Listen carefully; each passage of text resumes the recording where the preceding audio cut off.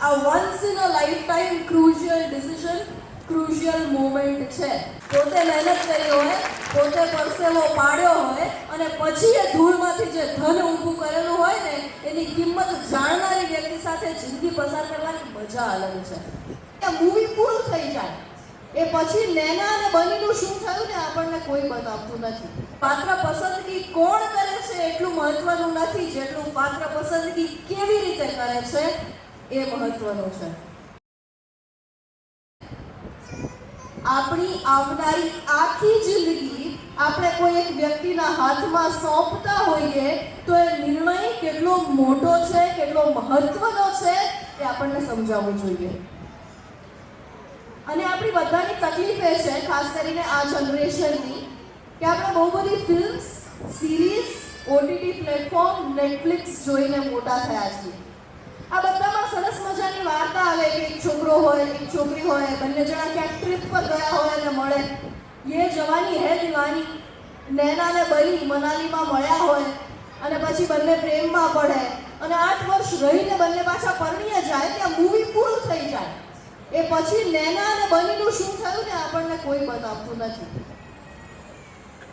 ફિલ્મ્સમાં વાર્તાઓ હંમેશા બે પાત્ર પરણી જાય ને ત્યાં પૂરી થઈ જતી હોય છે. એને આપણે હેપી એન્ડિંગનું લેબલ આપી દઈએ છીએ. એ પછીનું જીવન આપણને કોઈ બતાવતું નથી. એ પછી આપણને ખબર નથી પડતી કે નૈના ડોક્ટર હતી અને બનીને રખડવાનો આટલો બધો શોખ હતો તો નૈના અને બનીની કરિયર સાથે ચાલી કેમ નહીં. અને પાછો આપણને પ્રશ્ન થતો નથી. આપણે ફિલ્મ જોઈ તાળીઓ પાડી પોપકોર્ન ખાઈ ઘરે આવી જઈએ છીએ.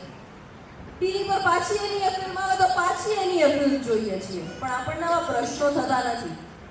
વાસ્તવિક જિંદગીઓ ફિલ્મ પ્રમાણે જીવાતી નથી. એક એક શબ્દ પર વજન આપીને એટલા માટે કહું છું કે આ મહત્વની વાત છે. વાસ્તવિક જિંદગી ફિલ્મ પ્રમાણે જીવાતી નથી, કારણ કે આપણી સ્ક્રિપ્ટ આપણે જાતે લખવાની છે. આપણે ટીવી ઉપર કે સ્ક્રીન ઉપર જે પાત્રો જોઈએ છીએ ને એ કોકની લખેલી સ્ક્રિપ્ટ ભજવે છે, કોસ્ચ્યુમ પહેરી અને અભિનય કરે છે અને પછી એ આંચો ઉતારીને પોતાની રિયલ લાઈફમાં પાછા જતા રહે છે. આપણે એમની કાલ્પનિક દુનિયામાં અટવાઈ જઈએ છીએ. આ કાલ્પનિક દુનિયામાં અટવાવાનું નથી. વાસ્તવિક જિંદગી એનાથી ઘણી વધારે અલગ છે. અને માટે જ જ્યારે પાત્રની પસંદગીનો વિષય આવે ત્યારે કેટલીક મહત્વની બાબતોનું ધ્યાન રાખવું જરૂરી છે, કારણ કે પ્રશ્ન આખી જિંદગીનો છે. પ્રશ્ન ખૂબ મહત્વનો છે. માતા પિતા જ્યારે પાત્રની પસંદગી કરે ત્યારે એમના કેટલાક ક્રાઇટેરિયા હોય ને.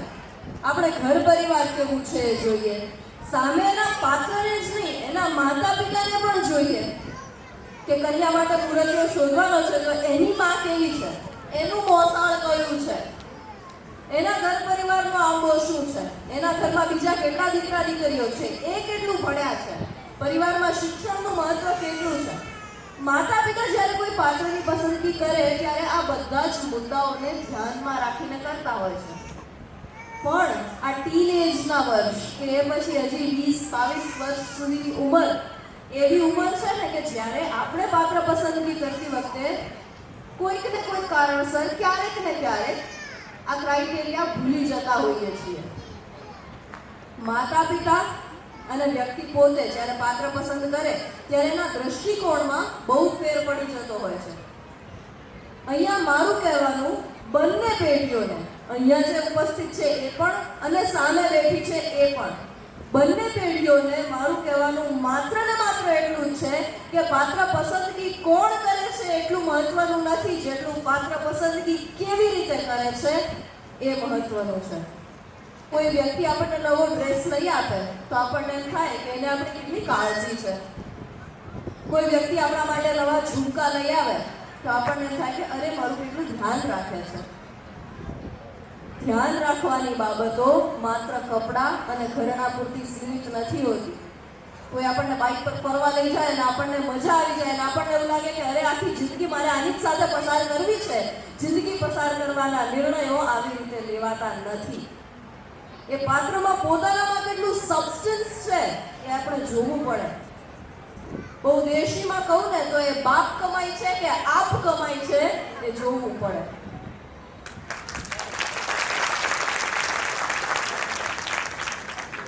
સૌથી પહેલી તાળીઓ આ બાજુથી પડી, કારણ કે એ લોકોને ખબર છે કે આપ કમાઈ હોવું એ કેટલી મોટી વાત છે. પોતે મહેનત કરી હોય, પોતે પરસેવો પાડ્યો હોય અને પછી એ ધૂળમાંથી જે ધન ઊભું કરેલું હોય ને એની કિંમત જાણનારી વ્યક્તિ સાથે જિંદગી પસાર કરવાની મજા અલગ છે. કારણ કે પૈસો આજે છે અને કાલે નથી. એના બાપા ગમે એવડો રૂપિયો મૂકીને જશે, સ્વિસ બેંક્સમાં એકાઉન્ટ હશે, કુબેરના ભંડારે કોઈક દિવસ બેઠા બેઠા ખાધા રાખો ને તો ખાલી થાય. આપણે તો કુબેર પણ નથી.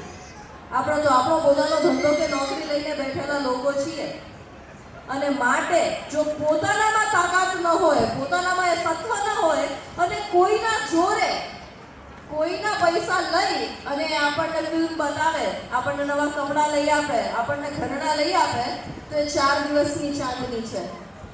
એ સૂરજનું પોતાનું તેજ નથી. ચાંદો હોય એ ત્યાં સુધી જ ઝગમગતો લાગે જ્યાં સુધી એના પર સૂરજના કિરણો પ્રકાશિત થાય અને આપણા સુધી પહોંચે. ચાંદાનું પોતાનું કોઈ તેજ નથી. આપણે જીવનમાં ચાંદાને પણ એટલો બધો ગ્લોરીફાય કરી દીધો હોય ને, ચાંદ સી મહેબૂબા હો મેરી જૈસા મેને સોચા થા, ચહેરા હૈ યા ચાંદ ખિલા હૈ. આપણને એમ થાય કે ચાંદો એટલે આહા સૌંદર્યનું પ્રતીક, પણ હું કહું છું કે સૂરજ એ સૌંદર્યનું પ્રતીક છે, કારણ કે તે જ સૂરજનું પોતાનું છે. ચાંદાએ કોકનું ઉછીનું લીધેલું છે. અને માટે જીવન પસાર કરવા માટે સૂરજ ગોતવા, નામ પકડીને ના બેસી જતા પાછા. માટે જીવન પસાર કરવા માટે જેની પોતાની અંદર કંઈક સત્વ હોય, કંઈક તત્વ હોય, એક ખુમારી હોય, એવા પાત્રની પસંદગી કરવી. કારણ કે સંસ્કૃતમાં એવું કહેવાય કે લક્ષ્મી છે ને એ કેવી છે, ભુજંગ જીહવા ચપલા. કેટલો સરસ શબ્દ છે. ભુજંગ એટલે સાપ, જીહવા એટલે જીભ. સાપની જીભ હોય કે આમ લપકારા મારીને પાછી જતી રહે, એમ લક્ષ્મી આવે ને ક્ષણવાર માટે પાછી જતી રહે, આવે ને પાછી જતી રહે. લક્ષ્મી ચપળ છે. આજે કોઈ પાસે છે, કાલે નથી, કાલે એનાથી પણ વધારે છે, વળી ફરી પાછી નથી. આ લક્ષ્મી સતત ને સતત ત્યાં જ ટકે છે જ્યાં વ્યક્તિનામાં, પોતાનામાં લક્ષ્મીને ખેંચી લાવવાની હિંમત હોય છે. અને આજનો આપણો સમય એવો છે કે માત્ર લક્ષ્મીથી એ કામ નહીં ચાલે. સામેના પાત્ર પાસે સરસ્વતીના આશીર્વાદ છે કે નહીં એ પણ જોવું પડશે. અને માટે જ માત્ર પૈસો જોઈને, માત્ર દેખાવ જોઈને પણ પાત્ર પસંદગી ન જ કરવી.